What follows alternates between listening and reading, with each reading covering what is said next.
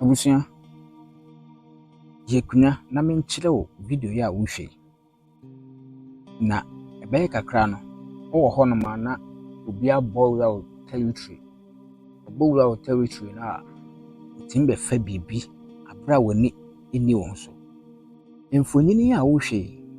ɛyɛ mfonyin a ɛyɛ ɛpo, Red Sea, ɛpo na ɛda hɔ kakraka no. Engineers bi atena ase a omo adwene mu po na so omo ti mu po no sɛ Red Sea omo ba bɛyɛ bridge de ato so na aba Africa ha se. Wow. Omo ba bɛyɛ bridge de ato so na omo timi atwa insa sɛ obefa plane no omfa plane wo de car na ɛbɛfa so. Na saa bridge no a omo bɛyɛ no engineers na atena ase a omo de saa noma egu akwam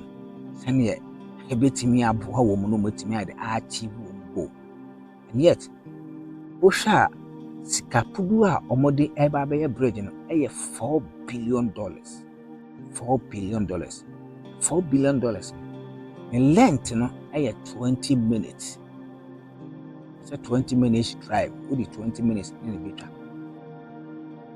Ɛyɛ 8 miles. Ɛyɛ easy.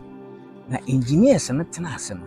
omo hyehyɛ sɛ omo yɛ bridges no either sɛ ɛyɛ hybrid anaasɛ ɛyɛ tunnel anaasɛ overpass anaasɛ bridge na ɛvan sɛ nkɛ Ghana ha no Adobe bridge anaasɛ via UK ni so ɛyɛ tower bridge na amofɛ ha ɛvan sɛ bridge a wohwɛ same thing ana omo ba bɛyɛ ɛde afa nsuo no so. Na kuro a omo ɛde bɛfa onu sɛ Asian countries no any Africa no here a ben pa Egypt and a ben Asian countries no nti probably no here Egypt na omo eba be sa bridge way e de haba beto Egypt e ben Asian countries ba na pillars ya e be konsu na se no ne easy hwempu ni na ohu de we a pillars ni city na emwafo de omo kase omo be ya ade a menje omo chini omo kase omo be ya ade a menje omo chini nti senia AC kone be kakra no se de mdin kakra be kakra no ho no ma obi abowra ofi na abefa bebia ya de efri ho na nkanye asema wa on tunnel no se no mbe no omo de hu no manyina hyase this year kura omo hyase last year this year anhwa this year no enche mbeduru level bi a be say enoma bi akeka abomama omo ebe hyase na 8 miles 13 kilometers omo ehyehyɛ so be subscribe Kasama Me TV all the social media platform no Instagram, Facebook, Twitter and ɛsan so ɛwɔ TikTok.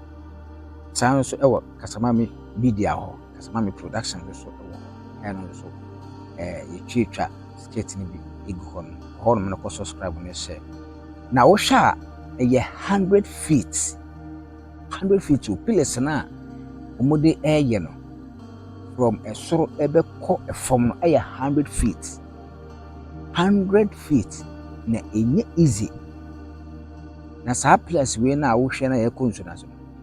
saa de na omode afa ho no se na be ya ema ne rusty ema dade ne rusty nti omode nka hye se place ni wi a na omode saa ɛyɛ na de afa ho na konsu na se.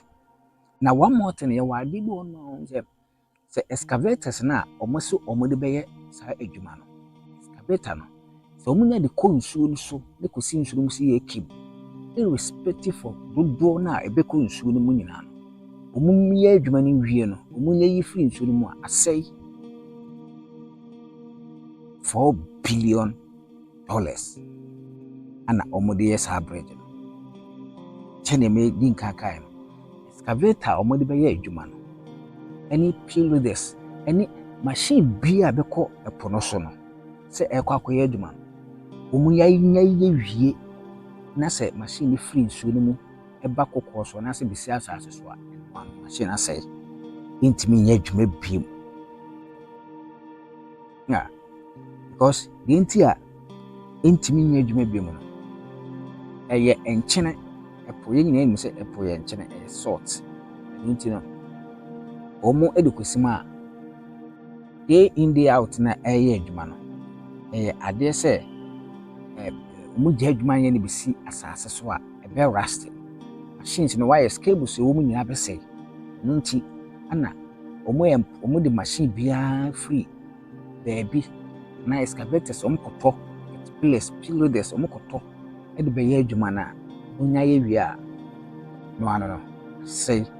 machine no ntumi nyɛ adwuma bi ɛno nti ɔmo de $4 billion na wohwɛ a ɔmo de net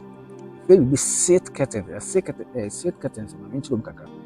set curtains no ɛyɛ pillars no a ɔmo si no wɔn sɛ ɛmfa nso bi a wowɔ wo dam na wasi fie na wɔwɔ dam curtains no a wɔn pɛ sɛ bi abɛhu dan no set curtains no prevent rust prevent friends say sɛnea ɛbɛyɛ bɛma pillars no ho atutu no prevent engineers ne tena ase na ɔmo sɛ no ɛwɔ so make sure sɛ ade bi a ɔmo de bɛyɛ bridge de bia ntimi ɛma bridge no ayɛ dɛ ɛnyɛ wohwɛ a maa ne de biribi gu nsuo adeɛ na ɔde gu nsuo no kyerɛ sɛ ɛtumi kɔ nsuo no ase ɛma ɔkunu sɛ aha sɛ the length or the height of the feet a ɛyi ne bɛkɔ no na pillars ne bɛkɔ no ɛno ɛkyerɛ sɛ ɔmo de adeɛ no ɛkɔ ano ayɛ sɛ nsuo ɔmo ɛkɔ straight ɛkɔsi baabi na amaake sɛ ebi a ɛnya saa ebi a 20 feet and 100 feet na ɔmo pɛ na asegna sɛ ɛnya na ɔmo ayɛ dɛ ɔmo agye ɔte na sɛ directly to the meter na ɔmo yɛ wie a ɛyɛ mesi dɛm di nkakaeɛ no ɛyɛ Egypt to na sɛ Egypt and Asia nkwa ne nwa wode fɛ nsuo aso akɔ Egypt ne Asia no kwa no wayɛ just 20 minutes drive saa ana ɔmo ayɛ dɛ aprane sɛ ɔmo yɛ tɛnɛ na wɔhwɛ no weyɛ tɛnɛ yɛka kyɛ tɛnɛ a ayɛ sɛ underground na ɔmo twa kwan ato no na yɛfɛ no tɛnɛ wata sɛ nti sei ana aborɔfo no aprane sɛ ɔmo bɛyɛ nti abusua ɛkyɛ sɛ deɛ ɛteɛ no sɛnea Asian engineers bi a ɔmo yɛ the giant no ɔmo aprane sɛ ɔmo egu so a ɔmo ɛyɛ sɛ ɔmo de bridge ɛbɛto ɛpo so abɛ Africa ha sɛ subscribe ne share na afoforɔ no so ɛnyɛ bi nhwɛ fɛm sɛ Evans hwɛ Kasabambe TV na de bia nso yɛma wo update na wɔn nso ho de wi a AC ɛkɔ so ɛwɔ wiase